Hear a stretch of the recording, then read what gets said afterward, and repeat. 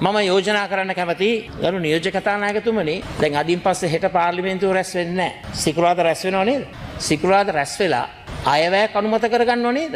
මට පොඩ්ඩක් කියන්නකෝ බලන්න. මේ අද රටේ තත්වයට මේ අයවැය ඔබිනවද? මේ රටේ තත්වයට සුදුසු අයවැයක්ද මේ සිකුරාදා සම්මත කරගන්න හදන්නේ? මොකද්ද කළ යුත්තේ? ඇත්තම කතා කරනවා නම් මේ ලක්ෂ 15කට වැඩි ප්‍රමාණයක් අද උදේ 10 වෙනකොට වාර්තා වෙන ආකාරය විපතට පත් වුණු අවස්ථාවකදී අපි සංවේදී වෙන්නට ඕන. අපි තව දින ගණනාවක් අරගෙන අපි අලුත් අයවැයක් කෙටි කාලීනව දින කිහිපයක් තුළ මේ විපතට පත් වුණු ජනතාවට සහන සලසන අයවැයක්, ආපදාවට ලක් වුණු ප්‍රදේශ ගොඩනගන අයවැයක්, විනාශ වුණු යට වුණු ඒ ජන ජීවිත බල ප්‍රදේශ ගොඩනගන අලුත් අයවැයක් අවශ්‍යයි නේද? මොනවද මේ සිකුරාදාට අපි කරන්න යන විහිළුව? මහා විපතක් වෙලා මහා සුලිකුණාටුවක් නිර්මාණය වෙලා ඒ සිදුණු විපත තඹ සතයකටවත් ගණන් ගන්න නැතුව අර එදා කරපු අයවැය කතාවම අපි අනුමත කරන්නට යෝජනා කරනවා. මොන විහිළුවක්ද? මම යෝජනා කරනවා තව දින කිහිපයක් අරගෙන ලබන සතියේ අපි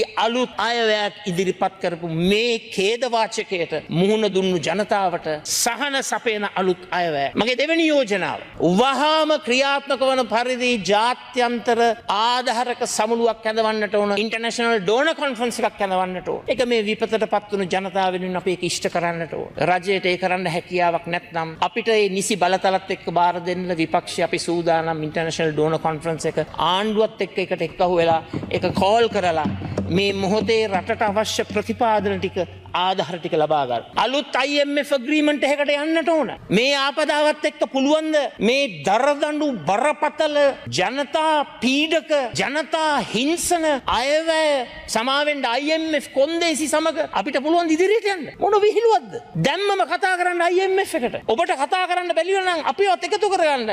අපි කියන්නම් IMF එකට කියන්න ඕන දේ. ඕගොල්ලන්ට කියන්න බැරි නම්. වහාම මේ කොන්දේසි ටික ඉවත් කරගන්නට ඕන. මහා ඛේදවාචකයක් නිර්මාණය වෙලා තිබෙනවා. මහා විනාශයක් සිද්ධ වෙලා තිබෙනවා. මිනිස් ජීවිත අහිමි වෙලා, අම්මලා තාත්තලා දූ දරුවන් නෑදෑ හිතවතුන් ආච්චිලා සීයලා මේ හැමෝම නැති වෙලා යට වෙලා මේ වගේ තත්ත්වයක් තුල IMF කොන්දේසි යටතේ වැඩ කරන්න මොන විහිළුවක්ද? දැම්මම IMF එකට කතා කරලා මේ කොන්දේසි ටික ඉවත් කරගන්න. විපක්ෂයේ අපිත් සහයෝගය ලබා දෙන්නම්. අපි ට්‍රම්ප් ජනාධිපතිතුමාට ලියමු. පුළුවන් නම් ගිහිල්ලා හමු වෙමු. සර්වපාක්ෂික කණ්ඩායමක් හැටියට ගිහිල්ලා ඉල්ලීමක් කරමු. රෙසිප්‍රොකල් ටැරිෆ්ස් ටික ඉවත් කරගන්න කියලා. ප්‍රතිචාරක බදු ටික ඉවත් කරගන්න කියලා. මොකද ඒ තුලින් අපිට පුළුවන් පොඩියම් හෝ හයියක් අපේ කර්මාන්ත ශේෂ්ත්‍රයට ලබා දෙන්න.